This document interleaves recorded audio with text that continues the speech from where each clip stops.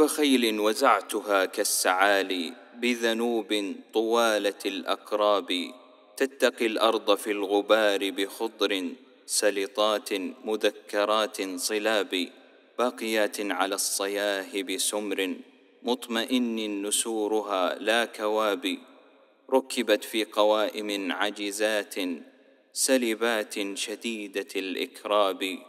ولها بركة كجؤجؤ هيق ولبان مضرج بالخضاب، وإذا الملجمون قاموا إليها نبذوا الفاس في مشق رحاب، وإذا جرد الفوارس عنها خلتهم جردوا مهات هضاب، ولها قرحة إذا اختلط الليل أضاءت جبينها كالشهاب، وترى طرفها حديدا بعيدا أعوجيا يطن رأس الذباب، وترى أذنها كإعليط مرخ حرة في لطافة وانتصاب، وترى معقد القلادة منها سلسا ذا ذوائب وسباب،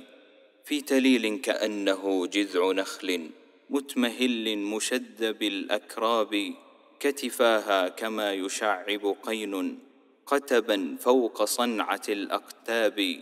نهدة الجنب والمراكل ري المتن والقصريين جمع الكعاب، تعقر الثور والظليم وتلوي بلبون الترعية المعزاب، ولها منخر إذا رفعته في المجارات مثل وجر الضباب، وكأن المزاد فوق الذناب معصم ماؤها إلى الأخراب، هونة في العناق تهتز فيه كاهتزاز القناة تحت العقاب، أخذت من ملهب وصريح فصفى عتقها ومن حلاب، والرياحي وابن وقعة والضيف بقايا نزائع ونجاب، أفحل الخيل كلهن جواد من جياد عتيقة الأنساب.